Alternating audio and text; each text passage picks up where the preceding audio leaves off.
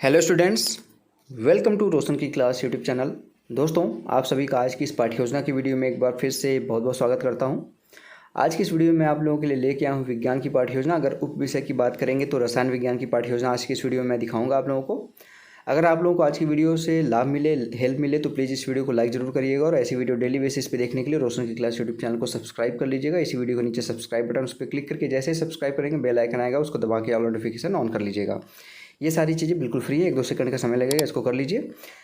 अब स्टार्ट करते हैं आज की वीडियो। सबसे पहले देखिए, आपको जिस पेज से आप पाठ्य योजना बनाना स्टार्ट करते हैं उसके बीचों बीच यहाँ पे देखिए लिखा गया प्रयोजना क्रमांक। प्रयोजना क्रमांक लिखने की जरूरत नहीं है, पाठ्य योजना लिखिएगा, उसके सामने उसकी नंबरिंग कर दीजिएगा। नेक्स्ट देखिए, आपको लिखना है यहाँ पे छात्राध्यापक का नाम, यानी कि आपको अपना नाम लिखना है। लड़के हैं तो छात्राध्यापक का नाम हो जाएगा, लड़कियाँ हैं तो छात्राध्यापिका का नाम हो जाएगा। कक्षा 8वीं है, विद्यालय का नाम लिखना है जिस विद्यालय में आप पाठ्य योजना पढ़ाने के लिए जाएंगे। फिर उसका देखिए दिनांक लिखना है, यानी कि डेट डालनी है, जिससे ये पता चलता है आपने किस डेट में कौन सी पाठ्य योजना पढ़ाई है। विषय विज्ञान का है, उप विषय रसायन विज्ञान लिखना चाहें तो लिख सकते हैं। कालखंड है, यहाँ पे जिस पीरियड में आप जाएंगे उसको लिखना है। कालांश लिखते हैं इसको, कहीं कहीं पे चक्र लिखते हैं, कहीं पे कालखंड लिखते हैं। समय अवधि है 40 मिनट का और हमारा आज का जो टॉपिक है वो है रासायनिक अभिक्रिया एवं उसके प्रकार। नेक्स्ट अब आपको पहला हेडिंग आता है जिसको कहते हैं सामान्य उद्देश्य। सामान्य उद्देश्य हेडिंग के अंतर्गत आपका जो विषय रहता है या फिर आपका जो उप विषय रहता है उसको पढ़ाने के बाद बच्चों को आप क्या सिखाना चाहते हैं, उनके अंदर किस प्रकार के ज्ञान का विकास करना चाहते हैं, उसके बारे में कम से कम 3 से 4 पॉइंट, मैक्सिमम 8 से 10 पॉइंट लिखना होता है। तो यहाँ पे देखिए पहला पॉइंट लिखा गया है विद्यार्थियों में विज्ञान विषय के प्रति रुचि उत्पन्न करना। दूसरा पॉइंट है विद्यार्थियों में वैज्ञानिक अभिरुचि का विकास करना। तीसरा पॉइंट है विद्यार्थियों में अन्वेषण प्रवृत्ति का विकास करना। चौथा पॉइंट है विद्यार्थियों में तर्क व निरीक्षण शक्ति का विकास करना। और चौथा पॉइंट के बाद पाँचवा पॉइंट है विद्यार्थियों को विज्ञान की व्यवहारिक उपयोग समझाना। नेक्स्ट हेडिंग अब आपका आता है विशिष्ट उद्देश्य। विशिष्ट उद्देश्य हेडिंग के अंतर्गत आपका जो टॉपिक होता है, जैसे हमारा आज का प्रकरण क्या है, रासायनिक अभिक्रिया एवं उसके प्रकार, तो इसके बारे में बच्चों को पढ़ा के क्या सिखाना चाहते हैं उनको, इसके बारे में कम से कम 2 से 3 पॉइंट, मैक्सिमम 5 से 6 पॉइंट लिखना होता है। तो यहाँ पे देखिए पहला पॉइंट लिखा गया विद्यार्थी रासायनिक अभिक्रिया के बारे में जानकारी प्राप्त कर सकेंगे। दूसरा पॉइंट है विद्यार्थी क्रियाकारक तथा उत्पाद के बारे में जान सकेंगे। थर्ड पॉइंट है विद्यार्थी रासायनिक अभिक्रिया के विभिन्न लक्षणों से परिचित हो सकेंगे। चौथा पॉइंट है विद्यार्थी दैनिक जीवन में होने वाली रासायनिक अभिक्रियाओं की जानकारी रख पाएंगे। और पाँचवा पॉइंट है विद्यार्थी रासायनिक समीकरणों को समझ पाएंगे। ये हो गया आपका विशिष्ट उद्देश्य। अब नेक्स्ट हेडिंग आपका आता है शिक्षण विधि। शिक्षण विधि में जिन विधियों का आप प्रयोग करेंगे शिक्षण कार्य के लिए वो यहाँ पे लिख सकते हैं आप। तो यहाँ पे देखिए लिखा गया है व्याख्यान और प्रदर्शन विधि, प्रयोगात्मक विधि, प्रश्नोत्तरी, या फिर इसको लिखिएगा प्रश्नोत्तर विधि की जगह प्रविधि लिख लीजिएगा, प्रश्नोत्तर प्रविधि होता है, ठीक है। यहाँ पे लिखा गया देख लीजिए शिक्षण प्रविधि में व्याख्यान विधि होता है। यहाँ पे कुछ बच्चे यहाँ पे अपने अनुसार मत लिखिए, जो मैंने बोला वो लिखिएगा। शिक्षण सूत्र है ज्ञात से अज्ञात की ओर, अगर ये लिखने के लिए कहें शिक्षण सूत्र तब लिखिएगा, नहीं तो कहीं पे नहीं लिखवाते हैं तो इसको छोड़ दीजिएगा। सरल से कठिन की ओर, अनुभव से तर्क की ओर, स्थूल से सूक्ष्म की ओर। सहायक सामग्री है, सहायक सामग्री के अंतर्गत जिन सामग्रियों की आप सहायता शिक्षण कार्य के लिए लेते हैं वो सभी सामग्रियाँ यहाँ पे आप लिख सकते हैं। तो देखिए लिखा गया चार्ट पेपर, आवर साड़ी जिस पे बना के आप ले जाइए, भौतिक वस्तुएं जैसे परख नली, बीकर इत्यादि, अगर जो आपको मिले इसमें से वो ले जाइए आराम से। पूर्व ज्ञान है, पूर्व ज्ञान में लिखा गया छात्र छात्रा प्रकरण की सामान्य जानकारी रखते हैं, इसको इस तरीके से भी लिख सकते हैं विद्यार्थी रासायनिक अभिक्रियाओं के बारे में सामान्य जानकारी रखते हैं। अब लेसन प्लान का सबसे इंपॉर्टेंट हेडिंग आपका आता है जिसको कहते हैं प्रस्तावना। प्रस्तावना प्रश्न किसको लिख सकते हैं, पाठ्य प्रस्तावना प्रश्न लिख सकते हैं, प्रस्तावना भी लिख सकते हैं। इसको 2 कॉलम में डिवाइड किया गया है। इसमें बच्चों से आप प्रश्न पूछेंगे, उस प्रश्न से जो आंसर आएगा उसे दूसरा प्रश्न बनाएंगे, उसका जो आंसर आएगा उसे तीसरा प्रश्न बनाएंगे। इस तरीके से कम 3 प्रश्न पूछ के अपना प्रकरण निकलवा सकते हैं। ज़्यादा से ज़्यादा 5 से 6 प्रश्न पूछा जा सकता है अपना प्रकरण निकलवाने के लिए। तो यहाँ पे देखिए पहला प्रश्न बच्चों से आप पूछेंगे, बच्चों हम कौन सी ग्रह पर रहते हैं, कौन से ग्रह पर रहते हैं, बच्चे बोलेंगे पृथ्वी ग्रह पर। दूसरा प्रश्न है पृथ्वी पर क्या क्या चीज़ें उपलब्ध है, बच्चे बोलेंगे हवा, पानी, पेड़ पौधे, मनुष्य इत्यादि। तीसरा प्रश्न पानी का रासायनिक सूत्र क्या होता है, तो बच्चे अब यहाँ पे 6 से ही पढ़ना स्टार्ट कर देते हैं पानी का सूत्र। तो यहाँ पे बच्चे बहुत आसानी से बता ले जाएंगे H2O। फिर चौथा प्रश्न है H2O में कौन कौन से तत्व मौजूद होते हैं, तो बच्चे बोलेंगे H2O में हाइड्रोजन और ऑक्सीजन मौजूद होते हैं। फिर पांचवा प्रश्न है हाइड्रोजन तथा ऑक्सीजन का आपस में मिलकर बनना किस प्रकार की अभिक्रिया है, बच्चे नहीं बता पाएंगे, समस्यात्मक प्रश्न हो जाएगा। जैसे ही समस्यात्मक प्रश्न होता है, आप सभी को पता है उद्देश्य कथन आपको बोलना होता है क्लास में, यानी कि अपना टॉपिक जो पढ़ाने वाले हैं बच्चों को एग्जैक्ट टॉपिक बच्चों को बताएंगे जिससे वो क्लियर हो जाए कि उनको ये टॉपिक आप पढ़ाने वाले हैं। तो यहाँ पे देखिए उद्देश्य कथन बताया गया, विद्यार्थियों आज हम रासायनिक अभिक्रिया और उसके प्रकारों के बारे में विस्तार से अध्ययन करेंगे। या पढ़ेंगे। अब उस चीज़ को पढ़ाना स्टार्ट कर सकते हैं। हेडिंग डालिए प्रस्तुतिकरण। प्रस्तुतिकरण को यहाँ पे 4 कॉलम में डिवाइड किया गया है। शिक्षण बिंदु, छात्राध्यापक का कार्य, छात्राध्यापक क्रिया जिसको कहते हैं, छात्र छात्रा क्रिया कहते हैं इसको, और श्यामपट्ट का कार्य। तो पहला शिक्षण बिंदु है रासायनिक अभिक्रिया। इसके बारे में व्याख्या देंगे। अब ऐसी क्रियाएं जिनमें नया पदार्थ बनता है रासायनिक क्रियाएं या फिर अभिक्रियाएं कहलाती हैं। छात्र वाले कॉलम में लिखा गया, छात्र छात्रा ध्यानपूर्वक सुनेंगे तथा महत्वपूर्ण तथ्यों को अपने कॉपी में नोट करेंगे। श्यामपट्ट पे समीकरण लिखकर अभिकारक तथा उत्पाद का प्रदर्शन करेंगे। अब यहाँ पे ध्यान से देखिएगा, थोड़ा सा यहाँ पे धुंधला दिख रहा है, क्लियर मैं पढ़ दे रहा हूँ, आप लोग आराम से इसको ध्यान से सुन के लिख लीजिएगा।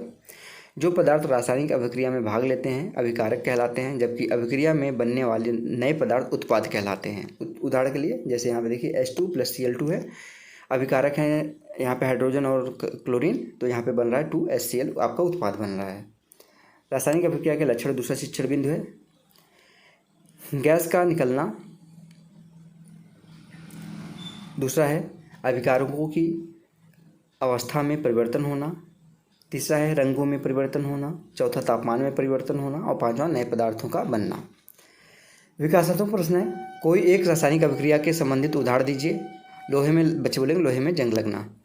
दूसरा यहाँ पे, अब अगला यहाँ पे देखिए पॉइंट है रासायनिक अभिक्रिया के प्रकार।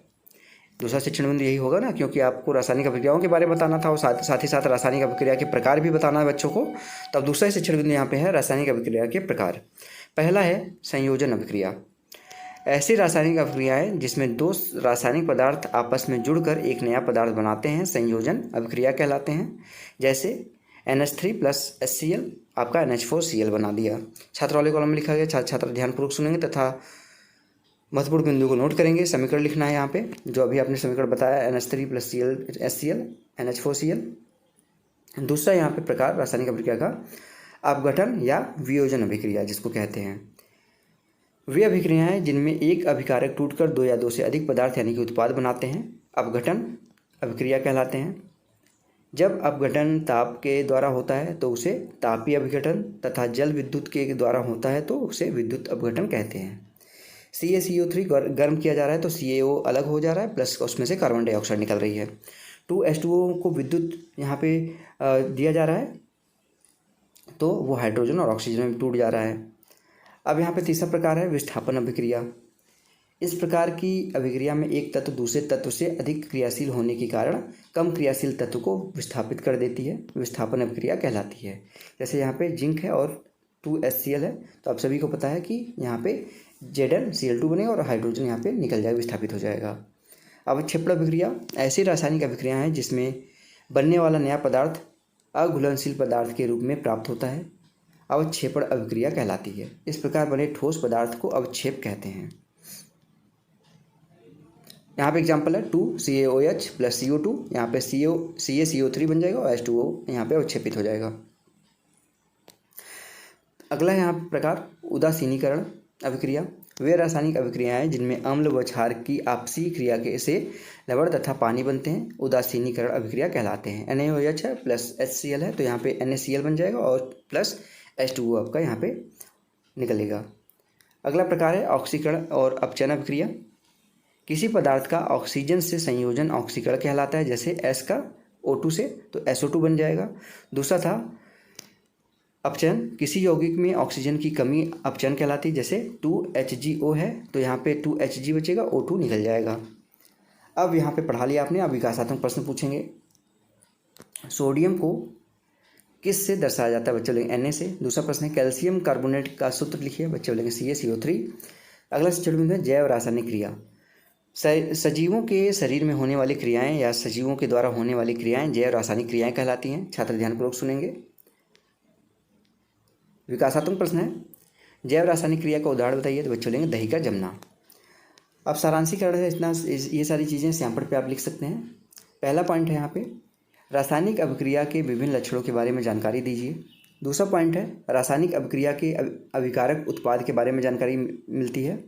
तीसरा पॉइंट रासायनिक अभिक्रिया के प्रकार जैसे संयोजन, वियोजन, अवक्षेपण इत्यादि के बारे में जानकारी प्राप्त होती है। और चौथा पॉइंट है जैव रासायनिक क्रिया के बारे में जानकारी प्राप्त होती है। उसके बाद आपका कक्षा कार्य है अमोनिया का सूत्र डैश डैश डैश है, आपको बताना। ऊपर अभी अमोनिया का सूत्र बताया गया है।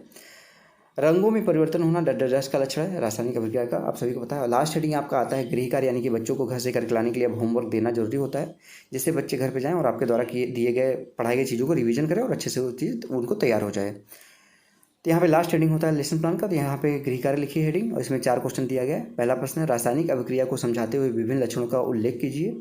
दूसरा पॉइंट है रासायनिक अभिक्रिया के प्रकारों को बताइए। तीसरा पॉइंट है उदासीनीकरण अभिक्रिया किसे कहते हैं।